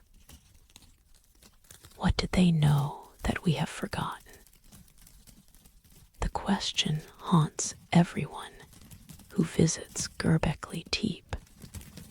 There is a sense impossible to shake that we are looking at evidence of knowledge that has been lost, not just the techniques of construction, not just the meanings of the symbols, but something deeper, something about who we are and why we are here that our ancestors knew and we have forgotten. Perhaps we are wrong. Perhaps they knew less than we do, not more. Perhaps the grandeur of Göbekli Tepe is simply the product of human effort accumulated over generations. The same patience that eventually produced the pyramids and the cathedrals. The same hunger for transcendence that has driven every religious tradition. Or perhaps, and this is the possibility that whispers most insistently in the silence of the pre-dawn, perhaps they knew something essential, something we have paved over with progress, something that the stone circles still remember, still teach to those who know how to listen. The pillars stand, the carvings endure, and the questions they raise will outlast every answer we might offer. Along the coasts of the world, temples stand at the edge of erosion, their foundations slowly surrendering to the patient work of waves. Some have already been claimed. Others wait, knowing that their time will come. We have already visited Mahabalipuram, where the 7 pagodas sank beneath the Bay of Bengal, leaving only the shore temple standing witness to what was lost. But Mahabalipuram is not alone. Every coastline in the world has sacred sites that the sea is slowly claiming, monuments that were built on solid ground and now find themselves negotiating with the waves. In Cornwall, at the southwestern tip of England, the chapel of St. Michael perches on a tidal island called the Mount. At high tide, the island is cut off from the mainland, accessible only by boat. At low tide, a causeway emerges, a stone path that pilgrims have walked for centuries to reach the sanctuary at the summit. But the causeway is lower than it once was. The tides reach higher. Each year, the window for crossing grows shorter, the water more insistent, the island more isolated. The monks who first built on St. Michael's Mount understood that they were choosing a liminal place, a threshold between land and sea, between the solid world and the fluid one, between the realm of everyday life and the realm of spiritual retreat. The difficulty of reaching the island was not a flaw. It was a feature. The sacred should not be too accessible. The journey should require effort, sacrifice, a willingness to wait for the right moment. But what happens when the right moment no longer comes? What happens when the tides rise so high that the causeway is never exposed? When the island becomes permanently cut off? When the only access is by boat, even at the lowest tide? The chapel will still stand for a time. The stone will still hold, but the relationship between the shrine and the pilgrims will change. And with it, something of the shrine's meaning will change as well. In Japan, the island of Miyajima hosts one of the most photographed sacred sites in the world, the Great Torii Gate of Itsukushima Shrine, standing in the water of Hiroshima Bay. The gate appears to float on the surface at high tide, its vermilion pillars reflected in the calm water, its form a perfect circle of red against the blue of sea and sky. At low tide, visitors can walk out to the gate, touch its ancient wood, leave offerings in the sand around its base. The shrine was built in the 6th century, and the torii has been replaced many times over the centuries, each reconstruction faithful to the original design. The current gate dates only to 1875 young by the standards of Japanese sacred architecture, but already showing the strains of its position. The salt water corrodes, the waves undermine, the typhoons that sweep through the inland see every autumn pound against the structure, testing its strength, probing for weakness. The Japanese have a concept wabi-sabi that finds beauty in impermanence, in the marks of time, in the slow transformation of all things toward dissolution. A tea bowl is more beautiful for its chips and cracks, its evidence of use and age. A temple is more sacred for its weathered wood, its mossy stones, its gentle lean toward the earth from which it rose. Preservation is not the goal, acceptance is. The torii will fall someday. It will be rebuilt. It will fall again. This is the way of things. But acceptance becomes harder when the forces of dissolution accelerate. Climate change is raising sea levels around the world, not by inches per century, as in earlier ages, but by feet per century, as the great ice sheets of Greenland and Antarctica surrender their frozen water to the warming seas. The temples that have stood at the edge for millennia are finding the edge moving toward them, the buffer zones shrinking, the time between storms growing shorter. On the island of Tangier, in the Chesapeake Bay, a community that has existed since the 17th century is watching its home disappear.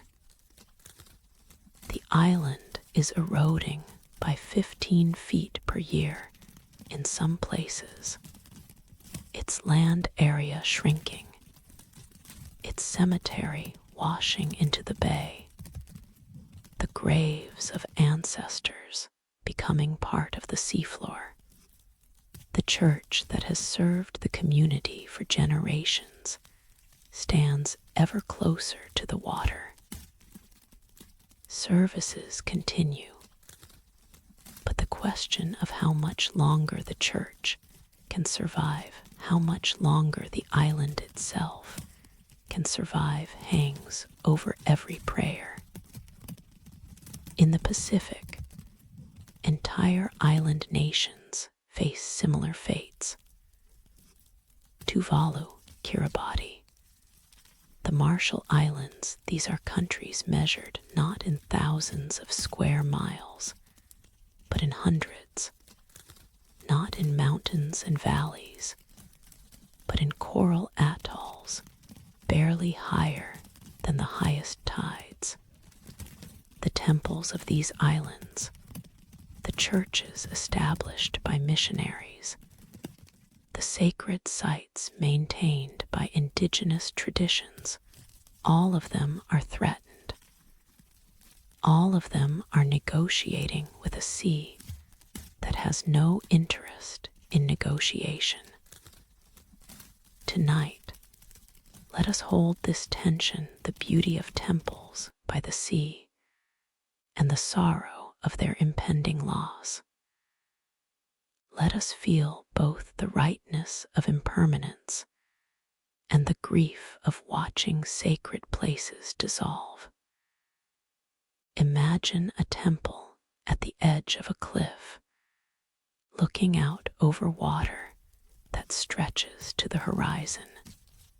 The stone is ancient, weathered by centuries of salt and wind. The walls bear the marks of countless hands that have touched them in reverence. The altar holds flowers placed this morning, their fragrance mixing with the smell of the sea. Below, the waves crash against the base of the cliff. They have been crashing for millennia, each wave removing a grain of rock, each tide pulling a little more of the foundation into the sea. The process is too slow to see, but not too slow to know. This temple will fall.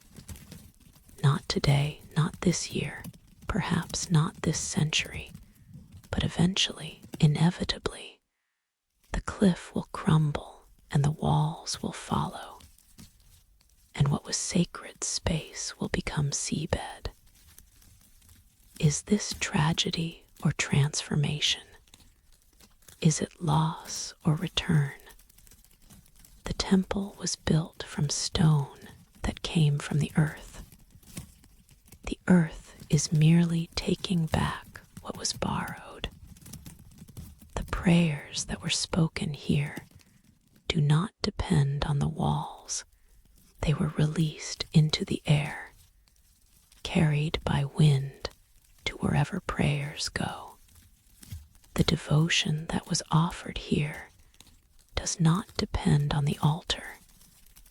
It lives in the hearts of those who offered it, in the memories of those who witnessed it, in the chain of tradition that will continue long after this particular building has returned to the elements.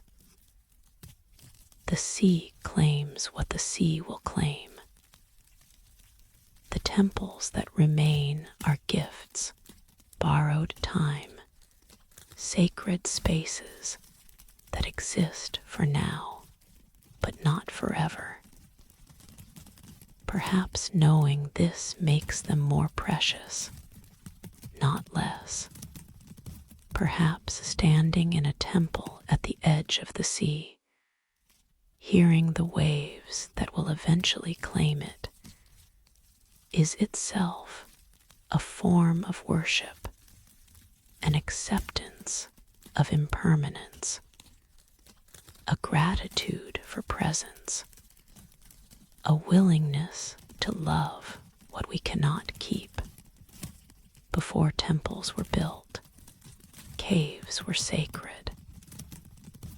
In the darkness beneath the earth, our ancestors painted images of animals and spirits handprints, and symbols, creating galleries of worship that would remain hidden for tens of thousands of years. The painted caves of Europe, Lascaux in France, Altamira in Spain, Chauvet in the Ardèche, are among the oldest examples of human artistic expression, and they are also among the oldest sacred spaces we know. The paintings date back 20,000 years and more, to the depths of the last ice age, when glaciers covered much of the northern hemisphere and small bands of humans survived by hunting the great herds of animals that roamed the tundra.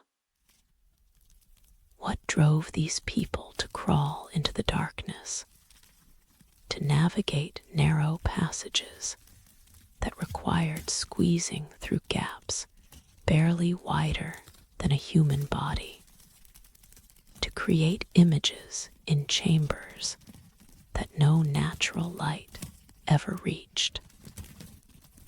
The effort required was immense. The pigments ochre, manganese, charcoal had to be prepared and carried into the depths. The surfaces had to be prepared, sometimes smoothed, sometimes left rough to give texture to the images. The artists worked by the light of small lamps, their flickering flames casting shadows that must have made the animals seem to move, to breathe, to live. These were not idle decorations. They were not art for art's sake, not expressions of aesthetic pleasure alone. They were something else, something closer to magic, to ritual, to the attempt to influence forces beyond human control. The caves were temples. The paintings were prayers. At Lascaux, discovered in 1940 by 4 teenagers and a dog, the Great Hall of the Bulls takes the breath away. Enormous aurochs, wild cattle over 15 feet long, charge across the curved walls, their muscles tense, their eyes wide, their presence overwhelming. Horses gallop among them, deer leap. A mysterious beast with 2 horns that does not correspond to any known species stands enigmatic in a corner. The ceiling and walls are covered with figures, overlapping, interacting, creating a pageant of animal life that must have seemed, in the torchlight of the original viewers, almost unbearably vivid. At Altamira, called the Sistine Chapel of Prehistory, bison crowd the ceiling of a low chamber, painted with such skill that when the site was first announced in 1880, many scholars refused to believe the paintings were ancient. They were too good, too sophisticated, too psychologically acute. The bison are not static. They are caught in motion, in rest, in states of alertness and calm.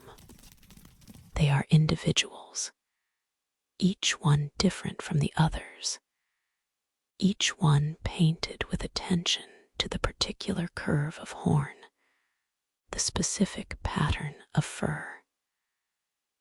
At Chauvet, the oldest of the great painted caves, lions prowl and rhinoceroses lower their horns. The paintings here are over 30,000 years old, created by Homo sapiens, who had only recently arrived in Europe, who were sharing the continent with Neanderthals, who lived in a world so different from ours that we can barely imagine it. And yet, their art is fully human, fully realized, fully capable of moving us across the unbridgeable gulf of millennia. What did the caves mean to those who painted them? We will never know with certainty. The painters left no texts, no explanations, no guide for later generations. They assumed, perhaps, that anyone who would see the paintings would share their understanding, would know what the images meant without being told. They could not have imagined us people from a future so distant that the ice has melted. The great herds have vanished. The entire context of their lives has disappeared. And yet, something translates. Standing in a painted cave or viewing photographs, since the originals are now mostly closed to protect them from the damage, that human presence causes we feel something. Not understanding, but recognition.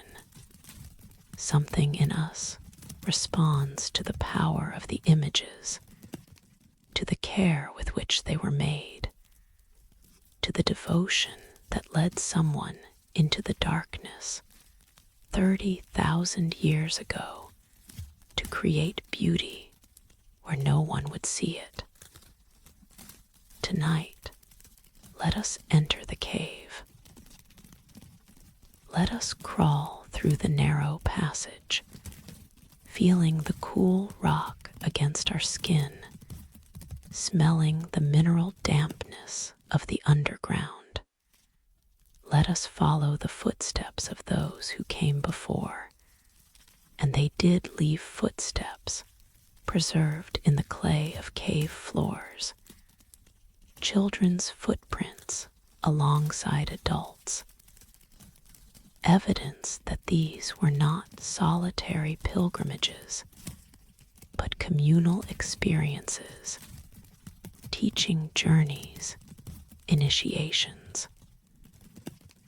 The light from your lamp catches the first painting a horse, perhaps, its mane flowing, its eye round and alert. The pigment gleams, as fresh as the day it was applied, protected by the stable environment of the cave from all the forces that would have faded or destroyed it on the surface. The horse is looking at you, has been looking, waiting for 30,000 years.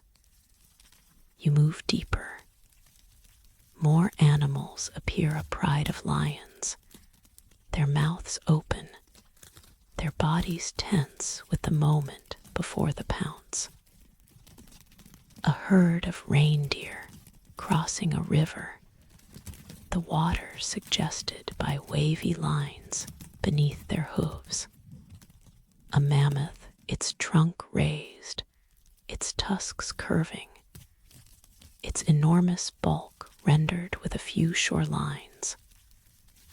The cave becomes a bestiary, an encyclopedia of the Ice Age world, a preservation of life that has otherwise entirely disappeared. And then, in the deepest chamber, something else. A handprint, red ochre pressed against the rock, then removed, leaving the negative space, the outline of fingers, the shape of a human hand reaching out across the millennia. This is not an animal, this is us. This is someone saying, I was here, I existed, I touched this wall, and something of me remains. The handprint is the oldest signature in the world. It is the first mark of human individuality, the first assertion of self in the face of the vast indifference of time. The person who left it is gone, utterly gone, their bones dissolved, their name never recorded, but their hand remains pressed into stone, waiting for someone to see it, to recognize it, to place their own hand against it, and feel the connection that spans the abyss. In the darkness of the cave, place your hand against the print. Feel the cool rock, the contours that almost match your own. You are touching something sacred, not a god or a doctrine, but something more fundamental. You are touching evidence of the human spirit, reaching across time, refusing to be forgotten. This is the oldest temple. This is where the sacred began. Not all temples are made of stone. In the traditions of Tibet, of India, of the Aboriginal Australians, sacred spaces can be created through sound, through chant and mantra, through the vibration of voice and instrument, through frequencies that transform ordinary space into something holy. The idea is ancient and nearly universal. That sound has creative power, that the right sounds spoken in the right way can bring things into being, can open doorways, can transform the one who speaks and the space in which the sounds are spoken. In the beginning was the Word, says the Gospel of John. Om is the sound of the universe, says Hindu tradition. The songlines of Australia literally sing the land into existence, creating geography through melody, mapping terrain through tune. In Tibet, the monastery bells ring before dawn, calling the monks to practice. They gather in the prayer hall, their robes the color of autumn leaves, their breath visible in the cold mountain air. And then the chanting begins low, resonant, seeming to come not from individual throats, but from the earth itself, from the mountains that surround the monastery, from the depths of time. Tibetan chanting employs a technique called overtone singing, in which a single voice produces multiple notes simultaneously.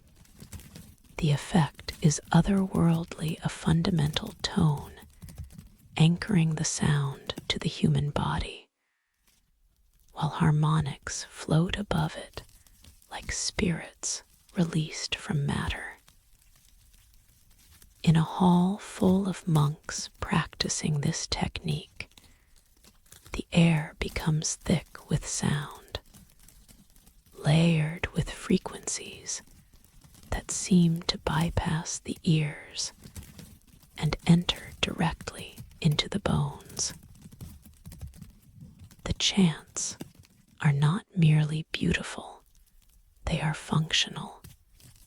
According to Tibetan Buddhist teaching, the sounds are mantras, sacred syllables that carry specific energies, that invoke specific presences, that create specific effects in the mind and body of the practitioner. Om Mani Padme Hum, the most famous Tibetan mantra, is not a sentence with a translatable meaning, but a formula, a key, a tool for transformation. To speak, it is to participate in something larger than language, something that operates below or beyond the level of meaning.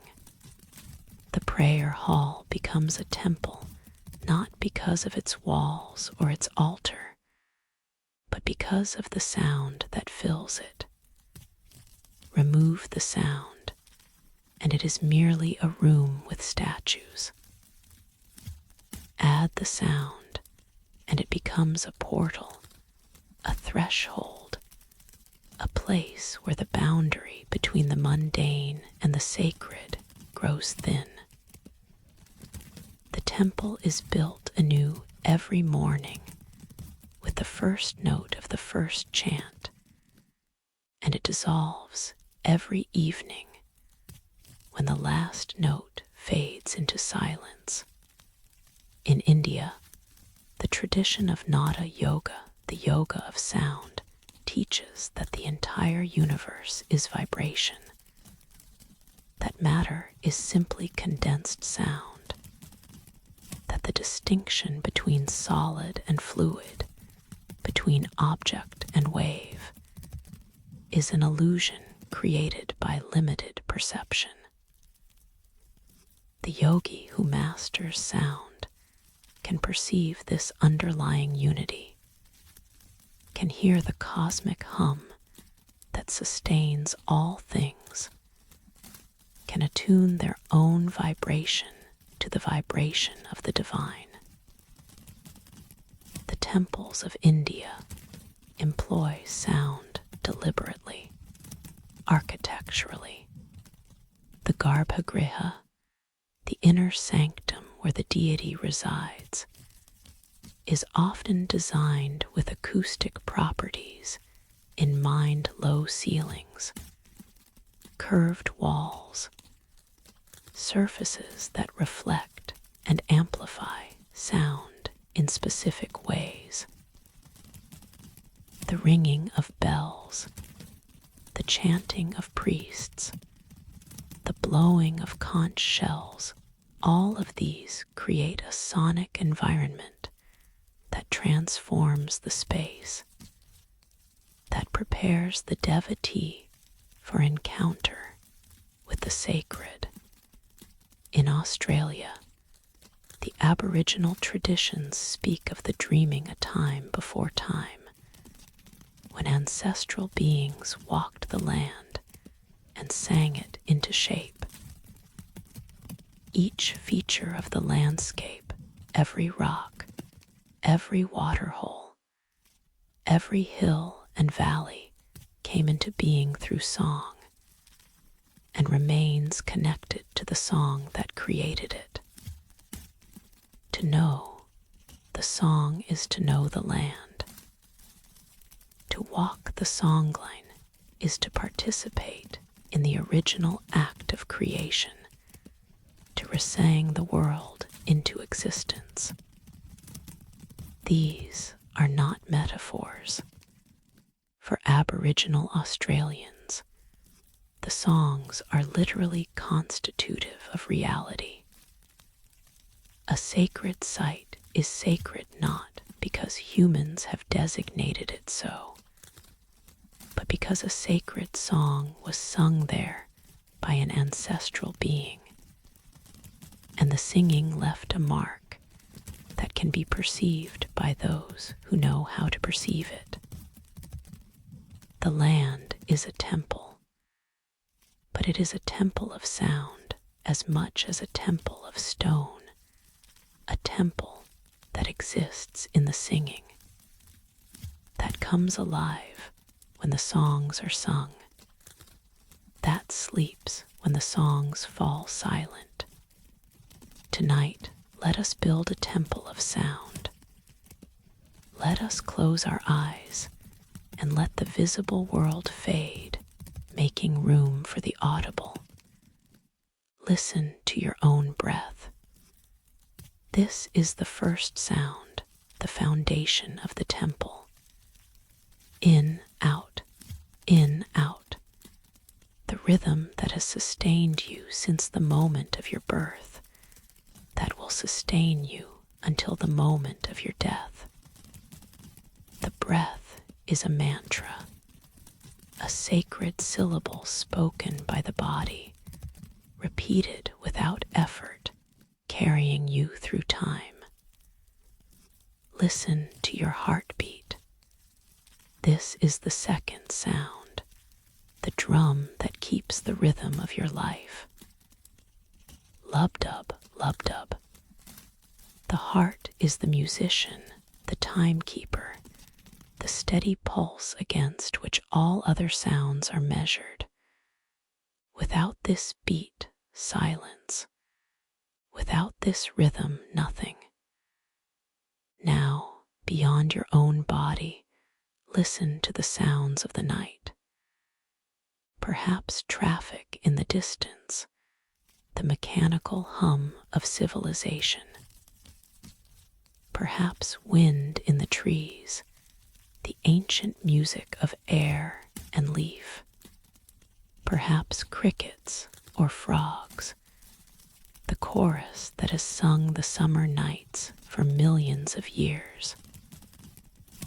Perhaps only silence, which is not the absence of sound, but the presence of sounds too quiet to consciously hear. All of these sounds are the walls of your temple. They create a space around you, a sonic architecture that is unique to this moment, that has never existed before and will never exist again. This temple will not last. It is dissolving even as you perceive it, changing with each passing second, giving way to new sounds, new configurations, new sacred spaces.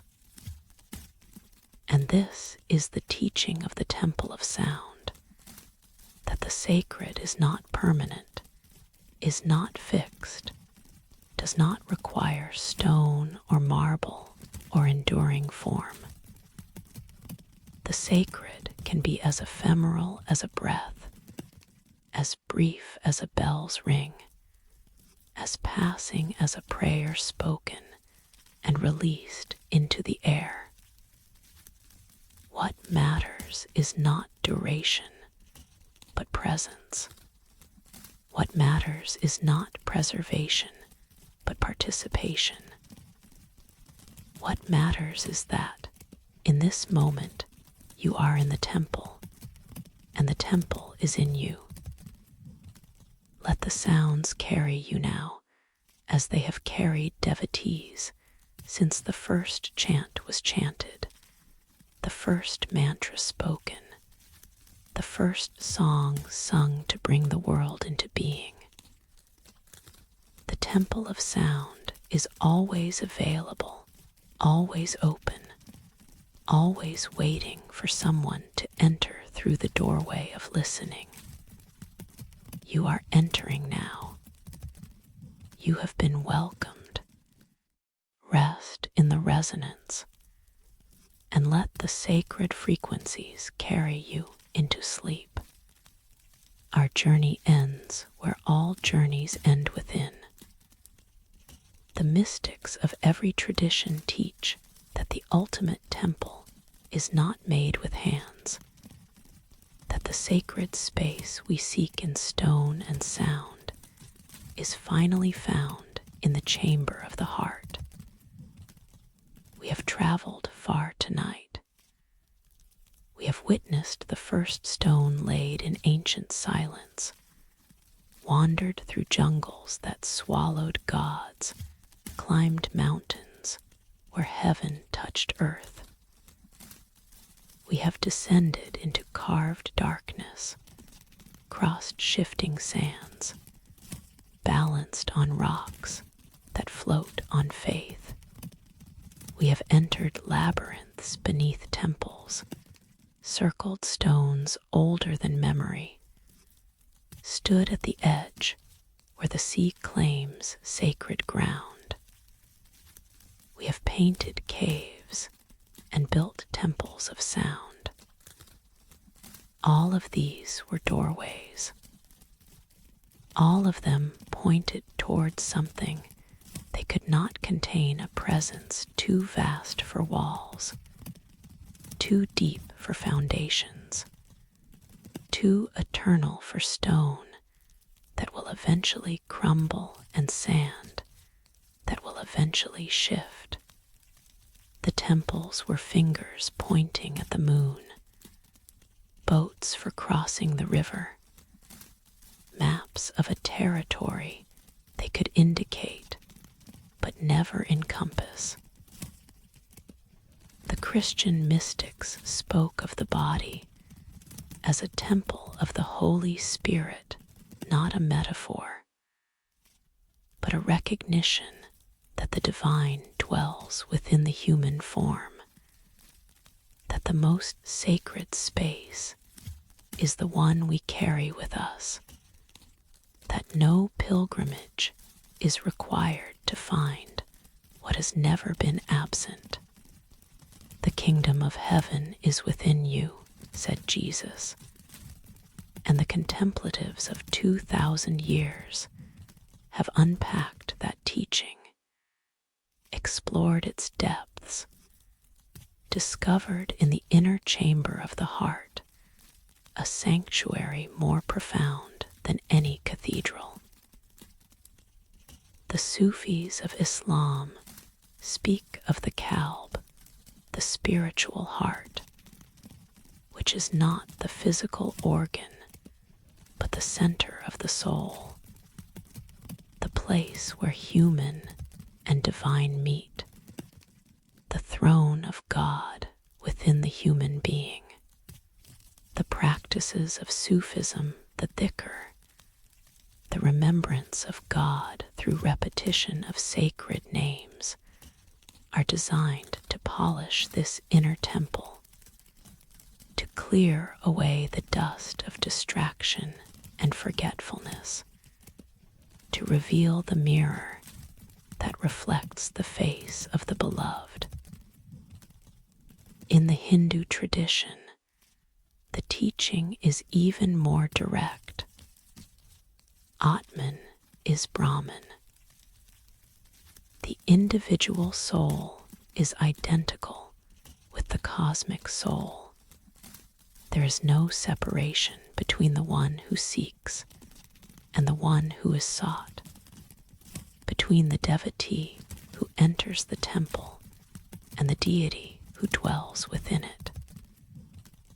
The long pilgrimage, the elaborate rituals, the towering gopurams and carved sanctuaries, all of these are aids for those who have not yet realized, preparations for those who are not yet ready. For the enlightened, every place is the temple, and the temple is nowhere because it is everywhere. In Buddhism, the teaching takes yet another form.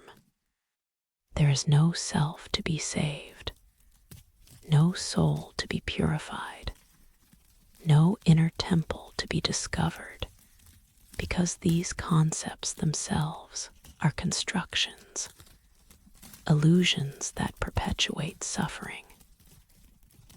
And yet, paradoxically, the practices of Buddhism create sacred spaces, meditation halls, stupas. The very body seated in zazen becomes a form of architecture, a structure that supports awakening. The temple is empty, like all things, and in its emptiness, it holds everything. Tonight, after all our traveling, let us finally arrive.